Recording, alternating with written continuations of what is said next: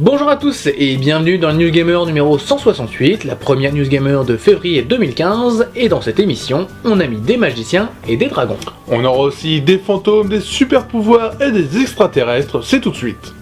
Au sommaire cette semaine, une vidéo pour The Witcher 3, des chiffres pour Nintendo et des nouvelles de Dragon's Dogma. Nous vous parlerons aussi dans la suite de la News Gamer de tranches de pain, de fêtes foraines et de films d'horreur.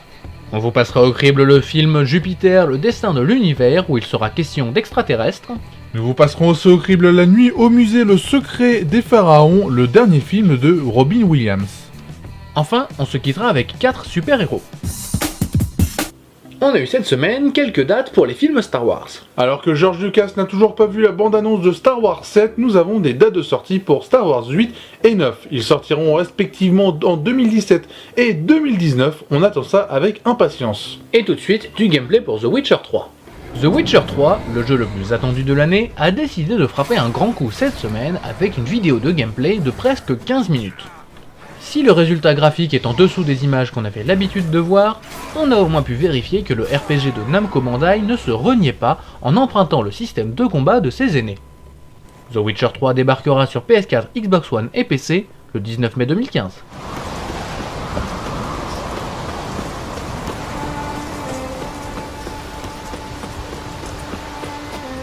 Nintendo va mal, pas si l'on en croit leur nouveau bilan financier.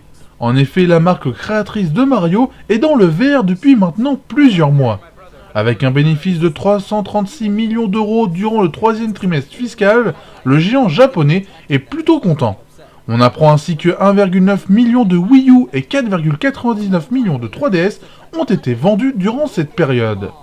Bref, l'avenir de Nintendo est plutôt joli pour le moment. Bye, Jack. Wait, why do you say bye to just you? Oh, that could be a nice relation. Don't Oh say my that, dude. That's not gosh. funny. Les jeux Lego n'ont pas fini de revisiter le cinéma. TT Games et Warner Bros ont donné cette semaine le catalogue de jeux pour l'année, et il se compose entre autres d'un jeu Lego Jurassic Park et d'un jeu Lego Avengers. Le tout pour accompagner les sorties au cinéma de Jurassic World et des Avengers 2, l'ère d'Ultron. On nous promet du contenu en conséquence, on attendra de voir ça au cours de l'année 2015 sur tous les supports.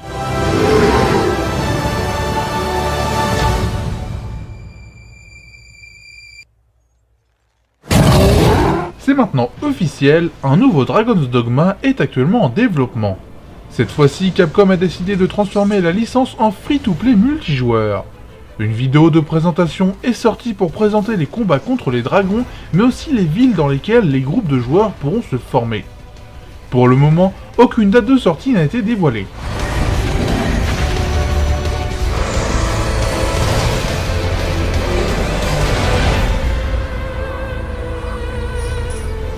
Vous avez aimé Ted, cette comédie américaine mettant en scène Mark Wahlberg et un ourson plutôt grossier ?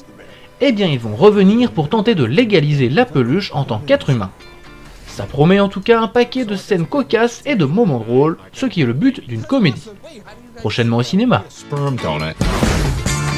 What is that? What are you doing? Getting ready, dude. What do you mean getting ready? What are you doing in your hand? I'm doing this for you, so when I get in there, I can just bust it out. What, you think you are, Red Lobster? Nintendo s'apprête à bouleverser les habitudes des youtubeurs. La marque Nippon vient de lancer un programme en bêta pour les créateurs sur YouTube qui permet de contrôler les vidéos monétisées qui contiennent par exemple des jeux comme Mario, une idée saugrenue surtout si on la compare à leur vision du jeu vidéo grand public. Et tout de suite dans le sujet, un départ chez Gearbox Software. Vous avez déjà fait le tour de I Am Bread et vous aimeriez prolonger votre expérience en tranche de pain ? Dans la vidéo de cette semaine, on nous présente le nouveau mode qui rajoute des nouvelles sortes de pain ainsi que le garage comme pièce à visiter. Du coup, ça ne change rien, on s'en moque toujours autant.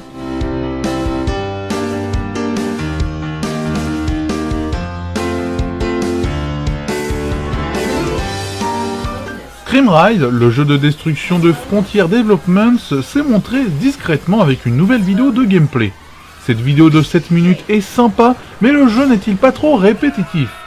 Détruire des bâtiments et construire des grands 8 pour ensuite les détruire, c'est bien, mais l'amusement risque d'être court. C'est à voir.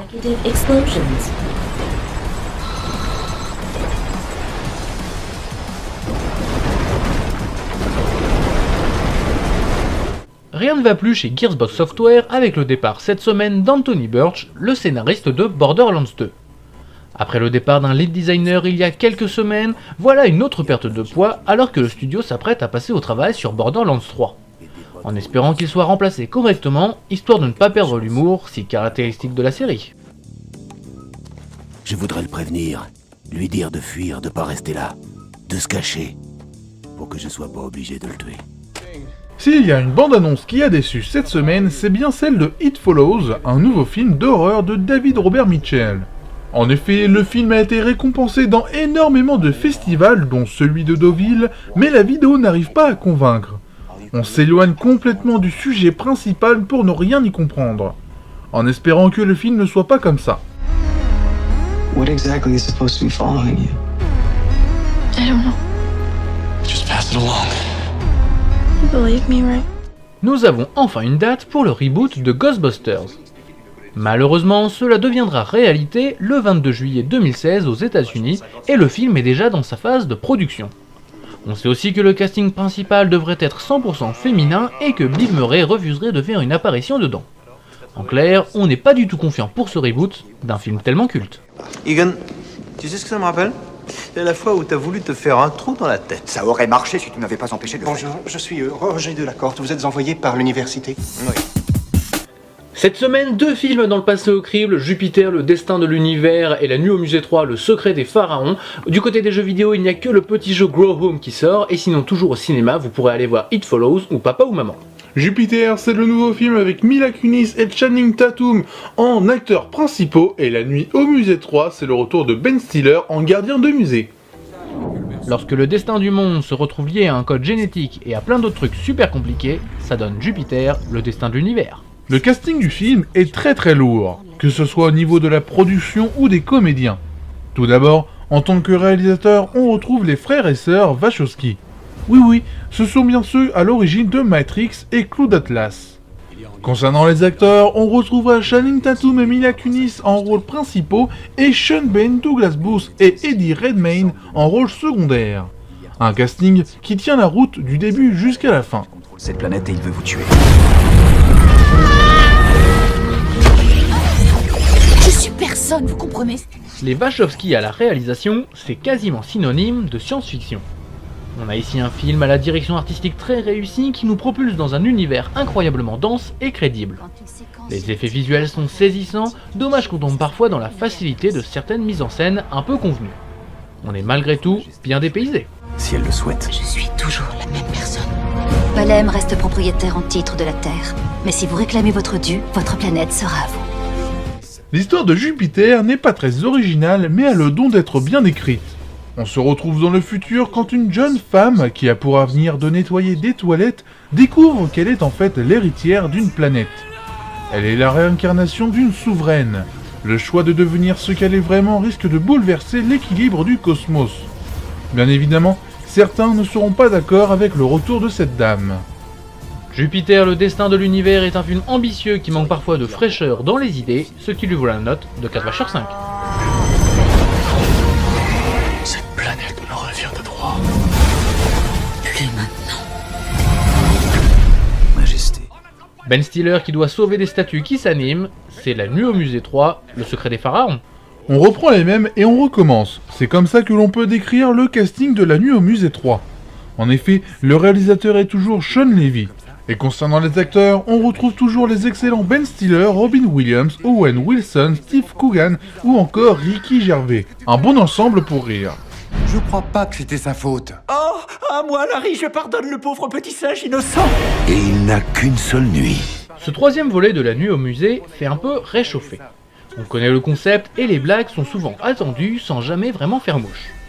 Bon point pour les effets spéciaux de haute volée, mais le film manque un peu de fraîcheur, c'est dommage. Ça doit être trop mortel de bosser dans la sécurité en américain avec vos flingues, avec les silencieux. Comme dit juste avant, ce nouveau volet fait vraiment penser à du réchauffé et même pour le scénario. Cette fois-ci, Ben Stiller, Larry dans le film, quitte New York pour Londres et part à l'aventure en compagnie du président Roosevelt, d'Attila, du romain Octavius, de Jedediah et du pharaon Akmenra. Le but est de sauver la magie qui fait revivre les pièces de musée avant qu'elles ne disparaissent. La Nuit au musée 3, le secret des pharaons est une comédie sympathique mais sans plus, ce qui lui vaut la note de 3 vaches sur 5. Léa, ne panique pas, Attila. C'est notre dernier rodéo. Nous voici à la fin de cette émission, et si vous voulez nous retrouver ou nous faire découvrir à vos amis, il faut aller sur internet. Et oui, il faut aller sur total-gamer.com où vous pouvez retrouver plus de news, plus de vidéos, plus de contenu, nous, un forum, enfin bref, plein de choses. Et vous pouvez toujours nous retrouver sur Facebook, Twitter, Dailymotion et YouTube. Et si jamais vous avez des questions sur l'univers du jeu vidéo, du cinéma ou de la musique, il faut aller chez notre partenaire jeuxvideostream.com pour nous les poser en direct le dimanche soir à partir de 20h30. On se quitte avec ce qu'il fallait voir, il fallait voir les 4 Fantastiques. Le reboot des 4 Fantastiques est enfin là, la première bande-annonce, ça donne plutôt envie, le film arrivera chez nous le 5 août prochain. Ça a l'air un peu plus sombre que les précédents films, on verra de quoi il en retourne, on espère que vous avez apprécié cette émission et on vous dit à la prochaine. Salut.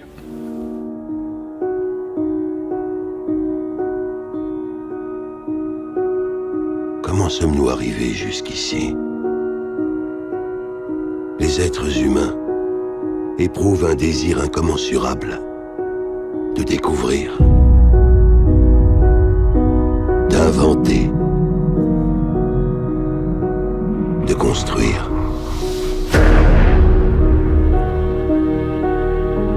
Notre avenir entier dépendra de notre capacité à faire avancer ces idées. Une responsabilité qui pèse sur les épaules des générations à venir.